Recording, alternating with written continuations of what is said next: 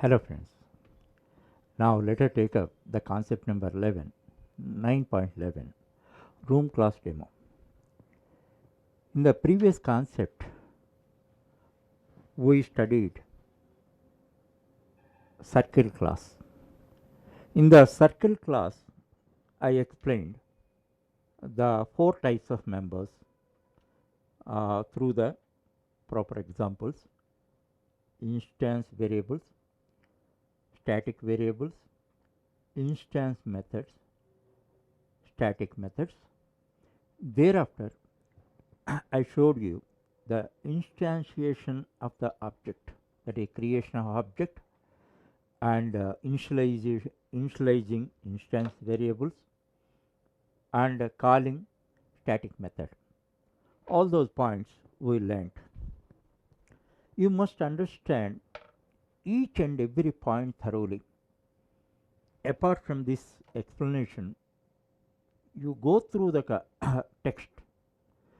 By going through the text, wherever you have some doubts, those gaps are filled. Don't go away from reading and writing habits.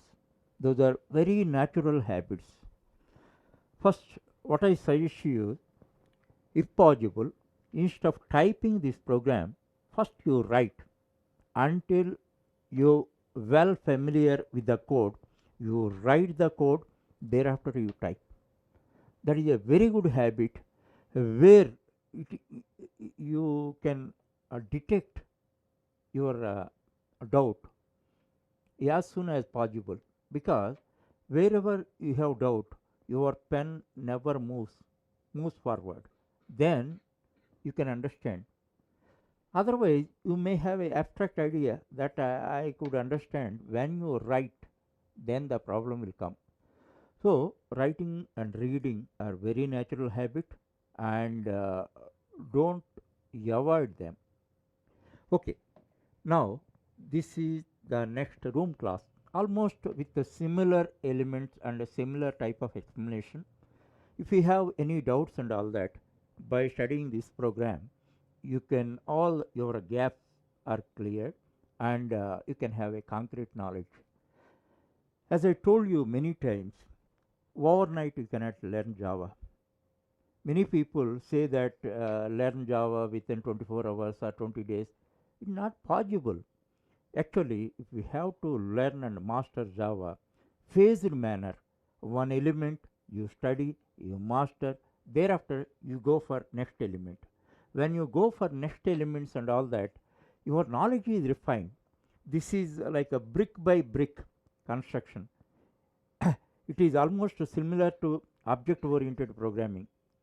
Learning object oriented programming is also like a bottom up approach, like brick by brick we have to put, and ultimately we have to make the construction.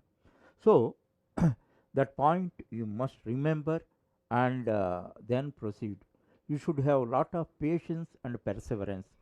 Whenever you have a doubt and all that, until unless the doubt is clarified, you should not go forward.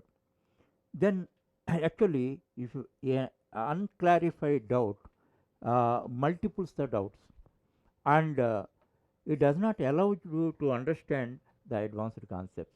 That's why uh, on same set of elements, I am giving two demos. These are all very very important and core concepts.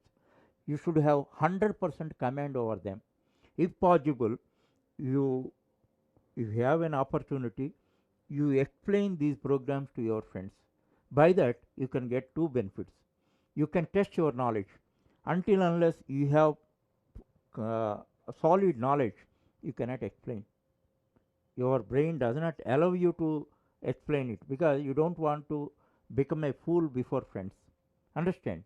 So if you are able to explain, if you take it as a challenge, and if you are able to explain it to your friends, then they also get benefit out of that, and they are also motivated to follow the same practice.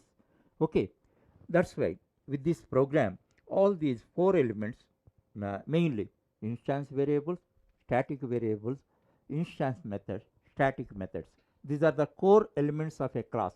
That's why you must have perfect command over them. Now, as I told you, let us work out like a professional, because this is a finishing program. That's why, even though it is a small domain, a simple domain, let us behave like a professional.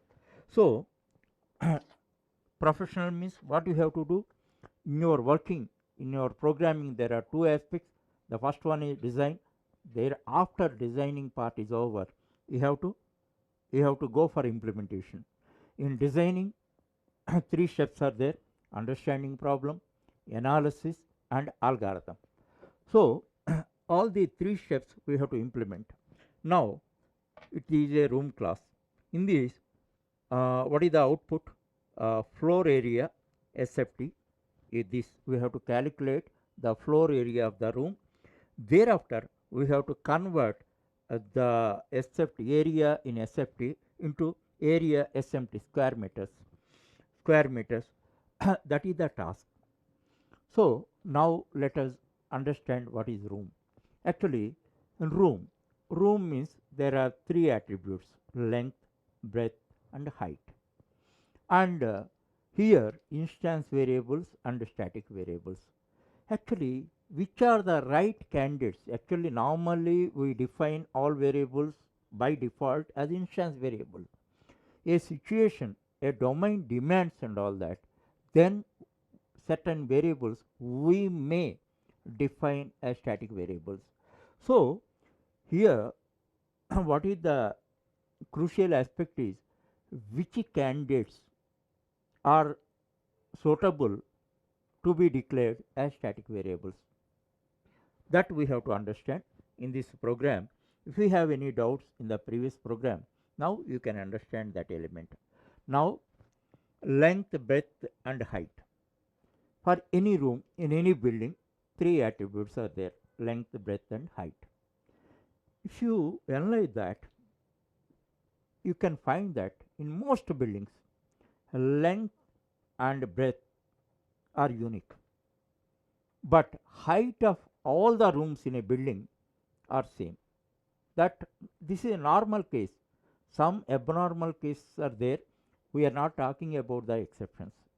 In normal case, length and breadth of every room are unique, but height of all the rooms in a building are equal. So, here which is the right candidate for static variable? Height. Height we can declare as static. As far as length and breadth are unique, suppose drawing rooms length and breadth are unique, kitchen room length and breadth are unique, and reading room length and breadth are unique. That's why double length breadth we are defining. These are instance variable, length and breadth as instance variables or instance fields with double type. Actually, integer type if you take and all that, one problem is there. Always you should give whole numbers. Actually, do you expect all room lengths of the all room length and breadth are in always be whole numbers? May not be. That's why always it is a good practice to take floating point type, then 12.5 into 10.5, like that. Any value it takes floating point. If you take it takes integer value, whole numbers, as well as fractional values. And I have defined a double. If you want, you can declare it as a float. There is no problem at all. But what is the precaution you have to take? Whenever you are initializing it, that value, suppose 15.0 f, you must write. So sometimes you may forget, then it leads to error. As a precautionary measure, people, programmers prefer double in place of float. If you will be cautious, you may take it as a float, no problem. So, double length and breadth, these are the instance variable. Static double height. Our assumption is in a building, the height of all rooms are same.